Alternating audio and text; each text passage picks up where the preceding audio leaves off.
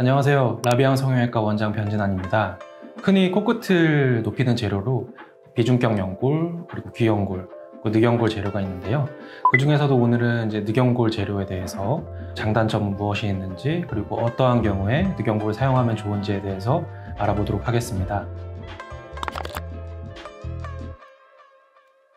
늑연골 재료 같은 경우에는 다른 연골 재료에 비해서 튼튼하고 재료의 길이를 충분히 확보할 수 있다는 장점이 있습니다.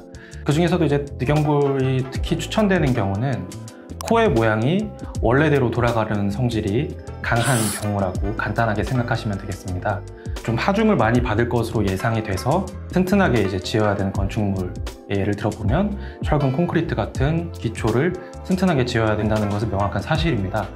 만약에 지지대를 적당히만 세워놓게 되면은 처음에는 이게 모양을 좀 내줄지 모르나 시간이 지나면서 하중을 버티지 못하고 모양이 변형되거나 주저앉는 것을 어렵지 않게 상상하실 수가 있을 것 같습니다. 이를 이제 코 성형수술에 적용하게 되면은 우선 첫 번째로는 짧고 들린 코를 가지신 분들께 늑연골 지지대를 추천드립니다.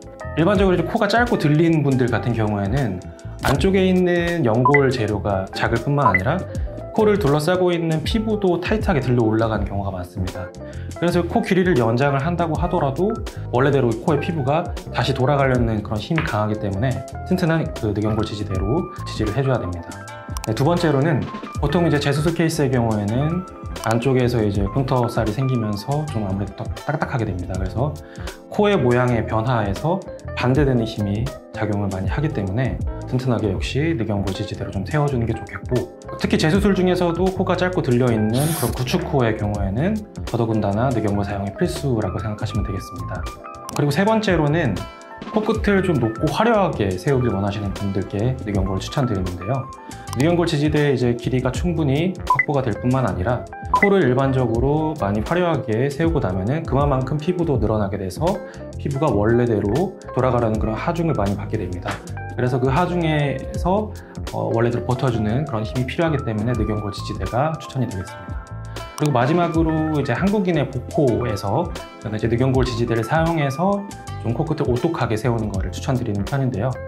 이 부분에 대해서는 따로 다루도록 하겠습니다. 늑연골의 종류로는 자가늑연골과 기직늑연골이 있습니다. 우선 자가늑연골 같은 경우에는 당연히 자가조직이 있기 때문에 더 인체 적합성이 뛰어나고 염증 등의 그런 부작용에서 조금 더 마음을 놓을 수가 있습니다.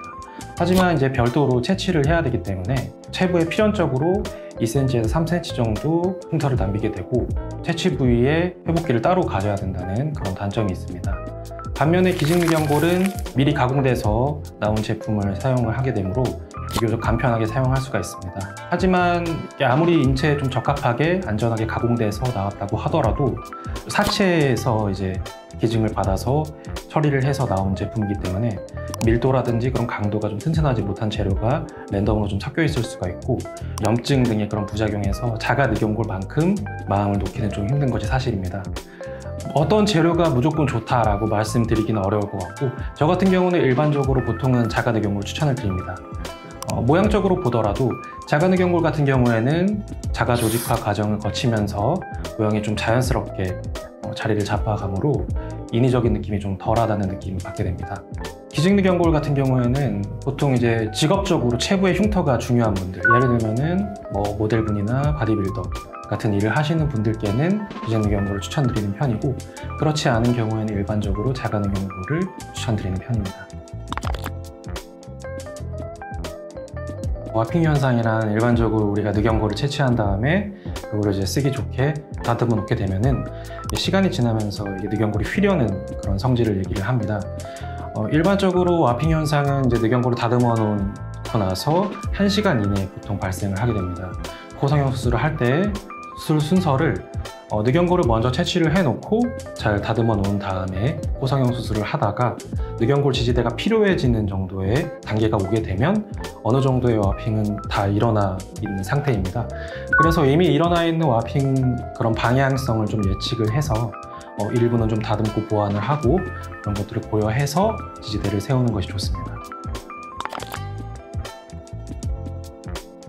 늑연골 채취 후의 통증은 이제 수술 방법과도 좀 관련이 있다고 생각을 합니다. 그래서 이제 늑연골을 채취하는 과정에서 조직을 박리를 할 때 근육을 이제 찢으면서 들어가게 되면은 이게 수술 시간은 조금 빠르고 간편할지 몰라도 수술 후에 통증을 조금 더 호소하시는 편입니다. 그래서 저 같은 경우에는 근육을 박리할 때 찢지 않고 최대한 근육의 결을 보존하면서 벌려서 이제 박리를 하려고 노력을 하는 편인데요. 이렇게 하면 이제 좀 수술 시간은 좀 더 걸리고 시야는 불편할지라도 수술 후의 통증은 조금 덜한 것 같습니다.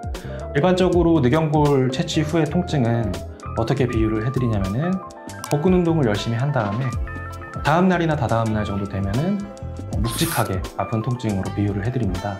그래서 이제 뭐 기침을 한다든지 자세 변화에 따라서 욱신거리기도 하고 당기는 느낌이 들 수도 있는데요.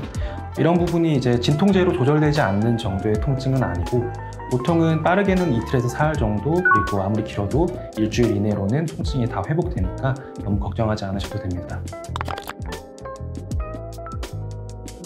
보통 수술을 할 때 늑연골을 2번 이상 채취해야 되는 경우는 드뭅니다.